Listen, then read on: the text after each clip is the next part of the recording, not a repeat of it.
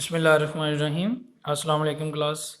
Next हमारा topic है जी excretory products के जो नाइट्रोजनस वेस्ट होते हैं एनिमल बॉडी में वो कौन कौन से हैं। बेसिकली 3 नाइट्रोजनस वेस्ट हैं जो आपको स्क्रीन पे नज़र आ रहे हैं, ammonia, urea and uric acid. तो डिफरेंट एनिमल्स हैं, वो अपने हैबिटेट के अकॉर्डिंग जो है वो इस वेस्ट को रिलीज़ करते हैं। इसके अलावा अगर आप देखें ये जहाँ पर लिखा हुआ है ये बोल्ड करके ammonia, urea and uric acid, इसके साथ देखें the lower quantities of nitrogen और excreted in the form of other compound creatinine, creatine, trimethyl amine oxide. तो इसके अलावा भी बच्चों कुछ नाइट्रोजनस वेस्ट होते हैं, प्यूरिन और पायरिमिडीन जो नाइट्रोजनस बेसिस हैं, इनके ब्रेकडाउन से ये यूरिक एसिड, एलेंटोइस और ये हाइपोजेंथीन और जेंथीन, ये सारी नाइट्रोजनस बेसिस हैं, नाइट्रोजनस वेस्ट हैं। ठीक हो गया। तो इसमें होता ये है कि ये अमोनिया, यूरिया और यूरिक एसिड तो बेसिक नाइट्रोजनस वेस्ट हैं जो कि मेजर फॉर्म में एनिमल बॉडी से निकलते हैं। इसके अलावा ये creatinine, creatine, trimethyl amine oxide, hypoxanthine, xanthine और एरेलेंटोइस, ये भी वेस्ट होते हैं जो कि बहुत कम मिकदार में एनिमल बॉडी से निकलते हैं। तो बेटा ये बेसिक उसने ये टेबल दिया हुआ है, इस टेबल के साथ आप एमसीक्यूज़ अपनी बुक पे लिख लें या आपका कोई एमसीक्यूज़ भी आ सकता है इस हवाले से। ठीक है, तो इससे मुराद ये है कि आपने प्रोटीन खाई है तो प्रोटीन के मेटाबॉलिज्म से अमाइनो एसिड्स बने हैं। प्रोटीन आपके गोश्त हैं, अंडे हैं, तो उनको जब ब्रेक डाउन किया जाता है तो उससे अमाइनो एसिड्स बनते हैं। और इसी तरह से न्यूक्लिक एसिड है, न्यूक्लिक एसिड क्या होते हैं, डीएनए और आरएनए, उनमें नाइट्रोजनस बेसिस होती हैं, प्यूरिन और पायरिमिडीन। इनकी ब्रेकडाउन से ये अमोनिया बनता है, तो अमाइनो ग्रुप जो होते हैं। अब इस अमाइनो ग्रुप से ना ये स्ट्रक्चर आगे अमोनिया से यूरिया बन रहा है। तो ये डायग्राम बनी हुई हैं, यहाँ से एमसीक्यूज़ भी आ सकता है। अमोनिया जो है ये कौन से एनिमल रिलीज़ करते हैं, फिशेस, एक्वेटिक एनिमल्स। ठीक है, ये फिशेस वगैरह हैं, ये एक्वेटिक एनिमल्स हैं, ये इसको रिलीज़ करते हैं। क्यों अमोनिया रिलीज़ करते हैं इस पर भी हम बात करेंगे। आपने अमोनिया का फार्मूला भी करना है। इस टेबल से ये तस्वीर बनी हुई है, इससे आपका एमसीक्यूज़ आ सकता है कि जब बताएं जी अमोनिया कौन से एनिमल रिलीज़ करते हैं, तो आपका एमसीक्यूज़ में आंसर होगा फिशेस। इसी तरह से यूरिया देखें, ये यूरिया का फार्मूला भी आपने करना है, आपने केमिस्ट्री में भी पढ़ा होगा। ये आपका शॉर्ट क्वेश्चन आ सकता है, draw the structure of urea, draw the structure of uric acid. ठीक है ना, ये भी 2 नंबर का शॉर्ट क्वेश्चन आ सकता है। उसके बाद आप देखें यूरिया जो होता है ये एनिमल रिलीज़ कर रहे हैं, मैमल्स हैं, एम्फीबियंस हैं, शार्क है और बोनी फिशेस। मैमल्स में ये एलिफेंट की एग्जांपल बनी हुई है, मैमल्स में ह्यूमन भी आते हैं। हमारा जो फीसिस होता है फुजला, उसमें भी ये सारे यूरिया वगैरह शामिल हैं। शार्क जो है ये भी फ़िश है, ठीक है ना, लेकिन ये एक्सेप्शन है, यानी ये एक अलहदा से एक फॉर्म है।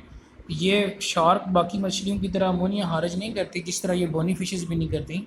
तो ये शार्क का एमसीक्यू जा सकता है कि शार्क बताएं क्या रिलीज़ करती है, अमोनिया करती है कि यूरिया करती है। तो आपने बताना है कि ये यूरिया रिलीज़ करती है। इसी तरह से यूरिक एसिड है, ये तीसरा नाइट्रोजनस वेस्ट है। इसको जनाब बर्ड्स, इंसेक्ट्स, रेप्टाइल्स वगैरह जो हैं वो बॉडी से रिलीज़ करते हैं।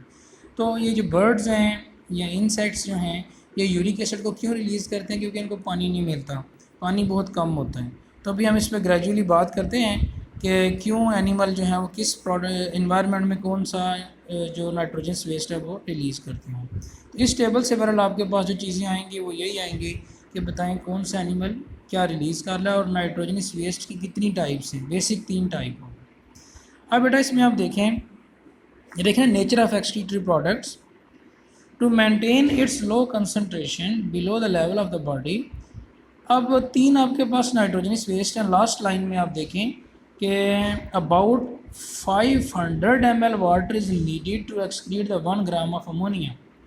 अमोनिया हमने देखा कि अमोनिया फिशेस रिलीज़ करती हैं। वो भाई फिशेस क्यों रिलीज़ करती हैं, क्योंकि इसके 1 ग्राम को रिलीज़ करने के लिए 500 ml वाटर चाहिए। जब 500 ml वाटर चाहिए, इसका मतलब ये है कि इसको रिलीज़ करने के लिए एक्सेस ऑफ वाटर चाहिए। तो पानी में जो एनिमल्स रहते हैं, फिशेस वगैरह, उनके पास एक्सेस होती है, तो लिहाजा वो इसको रिलीज़ कर सकते हैं आसानी से।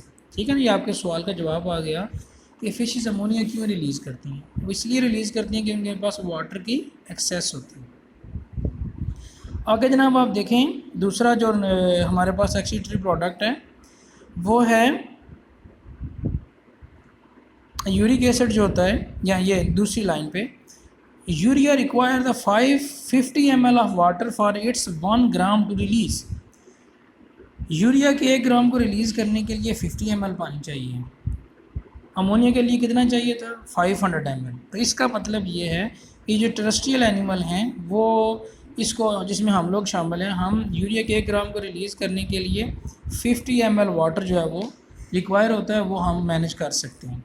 इसके कंपैरिजन में आप देखें यूरिक एसिड, यूरिक एसिड कौन रिलीज़ करता है? बर्ड्स हैं और इंसेक्ट्स हैं। आपने बचपन से वो प्यासा कौवा कहानी पढ़ते आए हैं, आपको पता है कि बर्ड्स जो हैं वो फ्लाई करते रहते हैं, तो बर्ड्स के पास पानी इतना बहुत कम होता है, लिहाजा दूसरी लाइन में आप देखें only 1 ml water is required to eliminate the 1 gram of uric acid. Therefore birds and reptiles that inhibit the arid environment, inhibit रहते हैं एरिड खुश्की में, जो खुश्की वाले माहौल पे रहते हैं, तो वो ये यूरिक एसिड को रिलीज़ करते हैं। तो बेटा आपने 3 पॉइंट्स देख लिए कि 500 ml वाटर चाहिए to release the 1 gram of ammonia, 50 ml water चाहिए to release the 1 gram of urea, and 1 ml water is required. सबसे कम पानी किस में चाहिए? यूरिक एसिड में। इसीलिए ये बर्ड्स ने अडेप्ट किया हुआ है ये मेथड। इसी बेस पे एनिमल्स की 3 कैटेगरीज की गई हैं, अमाइनोटैलिक, यूरियोटैलिक और यूरिकोटैलिक। ये आपकी बुक में डेफिनेशन नहीं दी हुई, लेकिन मैं आपको बोलता हूँ, आप लिख लीजिएगा। अमाइनोटैलिक, अमाइनोटैलिक नाम से पता चल रहा है अमोनिया खारिज करने वाले जानवर। The animals which release ammonia as nitrogenous waste, for example fishes, ये अमाइनोटैलिक की डेफिनेशन होगी। उसके बाद यूरियोटैलिक, यूरियोटैलिक की डेफिनेशन क्या है? Animal which release urea as nitrogenous waste. वो अमाइनोटैलिक के बाद यूरियोटैलिक आ गई। और यूरिकोटैलिक जिसमें यूरिक एसिड खारिज होता है, the animals which release uric acid as nitrogenous waste. तो बेटा ये 3 पॉइंट आपके पास आ गए, अमाइनोटैलिक, यूरियोटैलिक और यूरिकोटैलिक। अमाइनोटैलिक में अमोनिया एनिमल खारिज करते हैं, इसकी एग्जांपल फिशेस हैं। Ureotelic animal release urea as nitrogenous waste, इसकी एग्जांपल मैमल्स हैं। एलिफेंट की तस्वीर आपने ऊपर देखी है, शार्क की एग्जांपल आपने देखी है। यूरिकोटैलिक अगर हम देखें, यूरिकोटैलिक, तो यूरिकोटैलिक जो है वो animal which release uric acid. अब यूरिक एसिड कौन से एनिमल रिलीज़ करते हैं वो भी आपने ऊपर देख लिया है, इसमें बर्ड्स आते हैं और इंसेक्ट्स आते हैं। ये भी आपका शॉर्ट क्वेश्चन आ सकता है कि differentiate between ureotelic and uricotelic. यहाँ तक हो गया जी। आगे बेटा एक्सक्रीशन इन डिफरेंट एनिमल्स हैं, हाइड्रा है और प्लेनेरिया है। हाइड्रा में कोई भी no specialised excretory structure, hydra में कोई प्रॉपर स्ट्रक्चर मौजूद है नहीं है। उसके बाद एक्सक्रीशन इन प्लेनेरिया, ये एन मिसिंग है, एन आपने लिख लेना है। प्लेनेरिया जो है ना, ये स्पेलिंग नीचे लिखे हुए हैं। Planaria the animal of flat worms have a simple tubular excretory system. उसका जो सिंपल ट्यूबुलर एक्सक्रीटरी सिस्टम है उसको हम कहते हैं प्रोटोनेफ्रीडियम। ये आपका एमसीक्यूज आ सकता है कि बताएं जी प्लेनेरिया जो छोटा सा एनिमल है उसका एक्सक्रीटरी सिस्टम को हम क्या कहते हैं? प्रोटोनेफ्रीडियम। अब प्रोटोनेफ्रीडियम क्या है, ये शॉर्ट क्वेश्चन आ सकता है।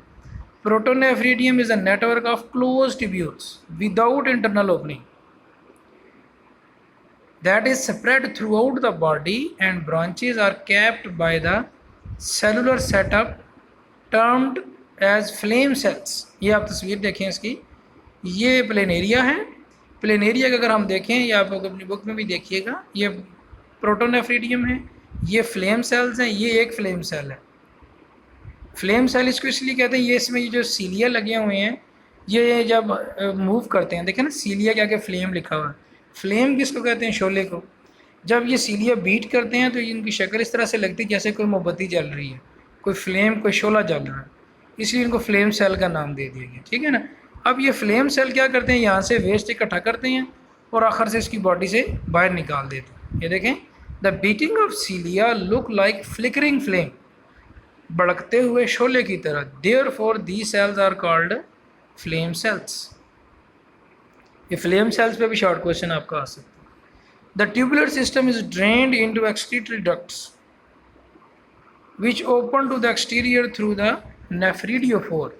जो इनकी एक्सटर्नल ओपनिंग है उसको हम नेफ्रिडियोफोर कहते हैं।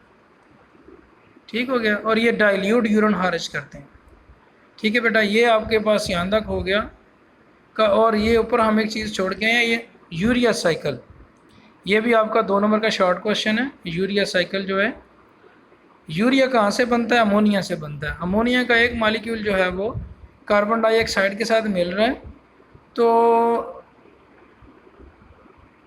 हाँ बन रहा है सिट्रोलिन। सिट्रोलिन के साथ फिर ये देखें ना अमोनिया, एक और अमोनिया साथ शामिल हो रहा है।